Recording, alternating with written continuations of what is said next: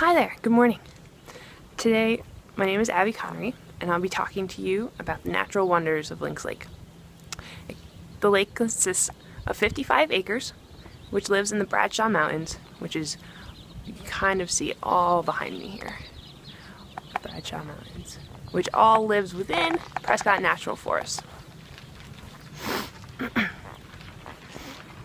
Today we will be covering some of the ecology at the lake. Consists of ponderosa pine, alligator juniper, and manzanita. We'll also be going over some of the wildlife that lives here. Hopefully we might see some bald eagles, ospreys, and a vast majority of ducks. And lastly, we'll go over the history of the lake, which also will be on Trail 311.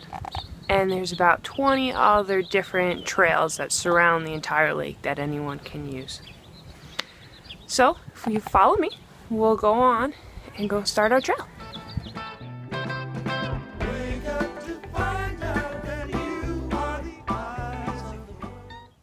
So starting our little tour here, we're going to start off with ecology. And here we have the alligator juniper. This is a beautiful, strong, healthy tree. You can tell by how big it is. Normally these trees are a little bit smaller, and this one is just gorgeous with that. It has many stalks on it. And you can tell it's an alligator juniper because of the different type of bark that's on there. So what happens is that it has a very kind of scaly look to it, and that's how it gets its name by alligator. It kind of looks like it has the scales.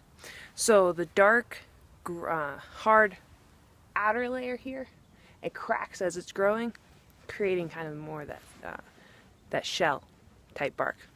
Let's keep going and find some more. So as we hike along this path of Trail 311, it starts off as your typical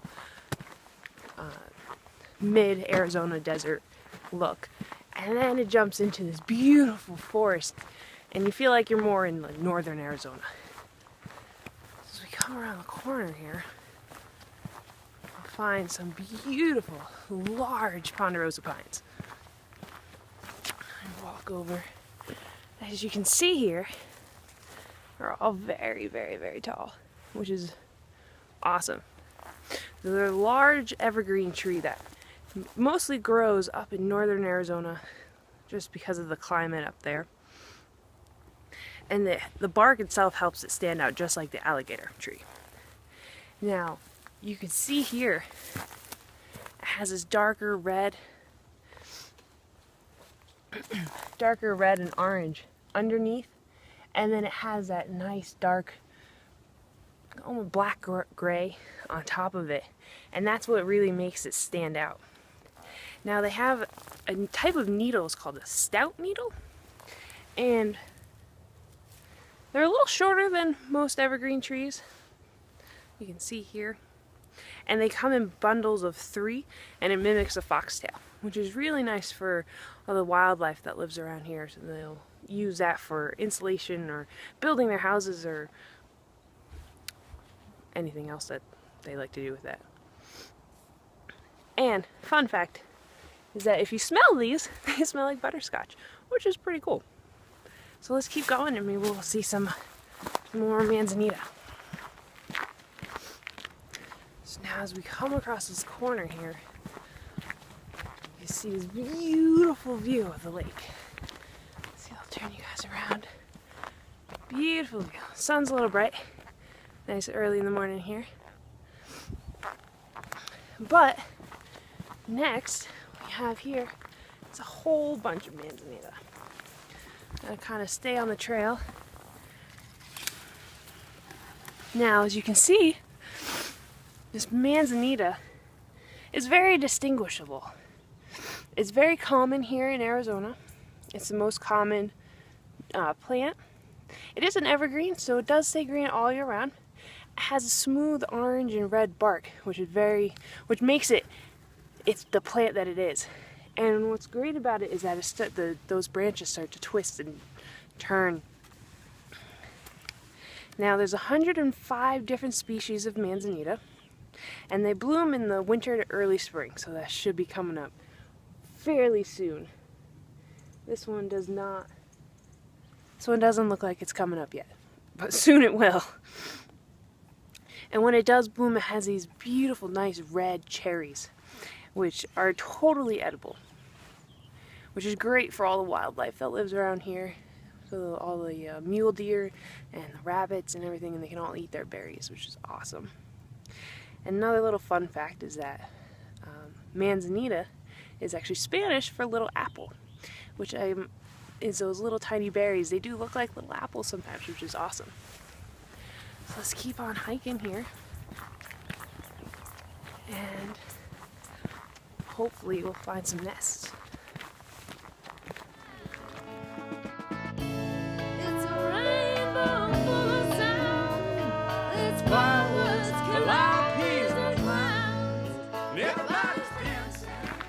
So now we're going to talk about some wildlife. So here at Lynx Lake, there's abundance of many different animals. From bald eagles to ospreys to ducks, coyotes, mule deer. There is just a large, vast majority, which is amazing. Now the bald eagles, the bald eagles here actually didn't start coming until 2002, and they started taking over the osprey nests, which would live all in the trees all behind me here. Now they usually live around big bodies of water, which is a perfect breeding ground here, and they are carnivores and birds of prey, so they will feed off of a lot of the fish that's in this lake. And it is stocked, but there is largemouth bass and rainbow trout here, which is really great for fishing if you ever needed to go fishing here.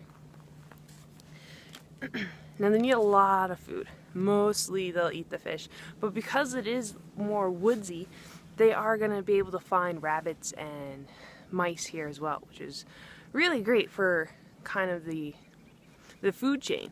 Kind of keeps everything nice and intact. Hopefully we might be able to see some kind of bird fly by, maybe. Now the mule deer, you usually live all behind me here, all within the whole area. They're very abundant. I'm actually surprised I haven't seen one yet. Now because it is a Prescott National Forest, all in the Bradshaw Mountains here, it's a great breeding home for them. It is all mostly secluded from people, so because it is a national area, people can't go and just build houses, so it kind of gives them a nice stable home to live in. And the mule deer are named for their ears, which is very similar to the white-tailed deer, but they have much bigger ears that it resembles more kind of like a rabbit ear. Now they are herbivores, which means that they are plant eaters, and they really do love to eat those manzanita berries, which is a huge part of their diet, especially because manzanita lives so much and it's very abundant around here. Let's go find some ducks. So as I was walking along here, could not get my camera around fast enough, I did see a bald eagle. It was perched up here on this, I'm not sure what tree it is here, but they love this tree. Every time I've come here, I've seen at least one large bird there. And I really wish I could have gotten that on camera for you guys. Now, Lynx Lake brings annually about 125,000 people. So the ducks here are really used to people. They're still skittish, they're still wild animals, so we still need to respect that.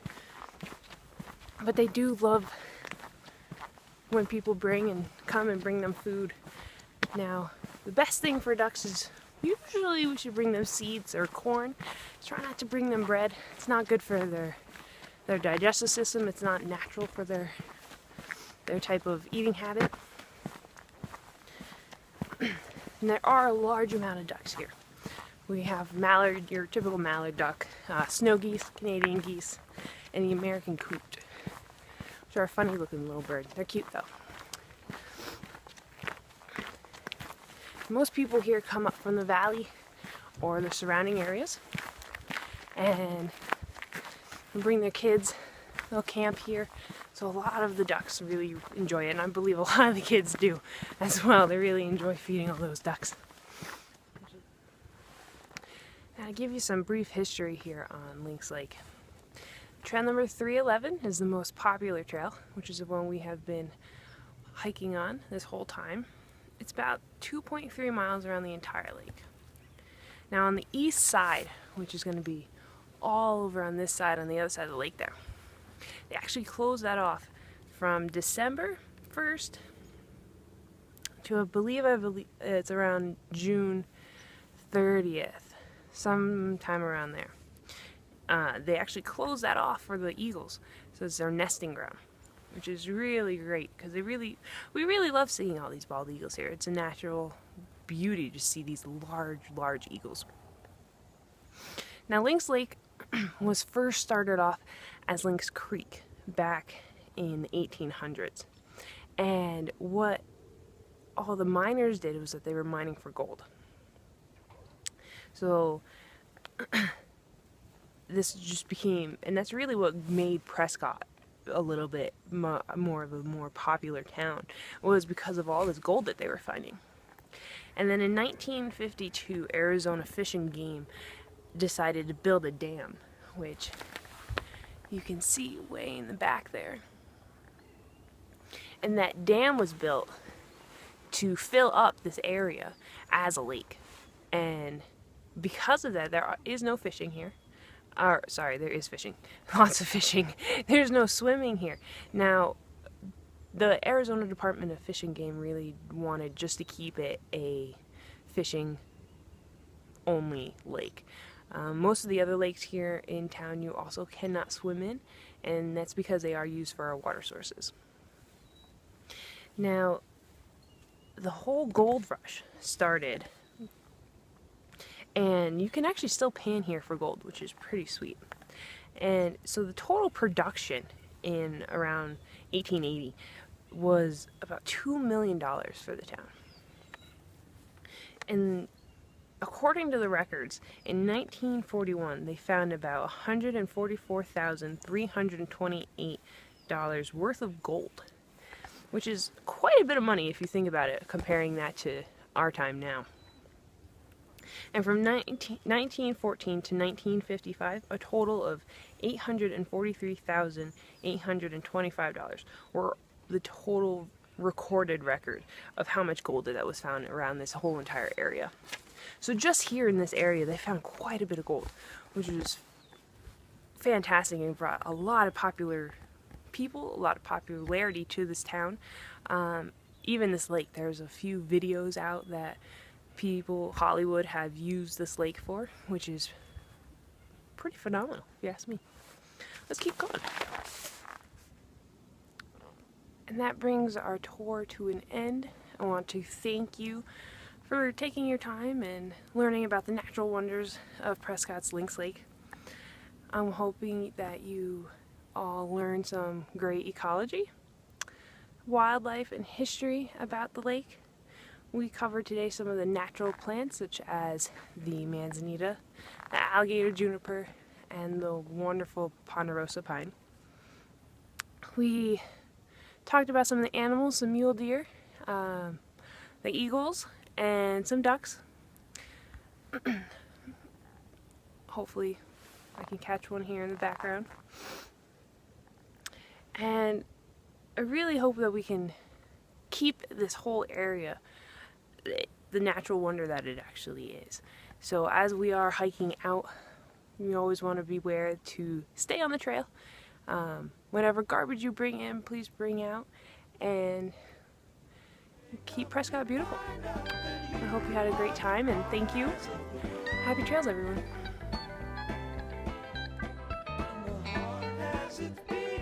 It's all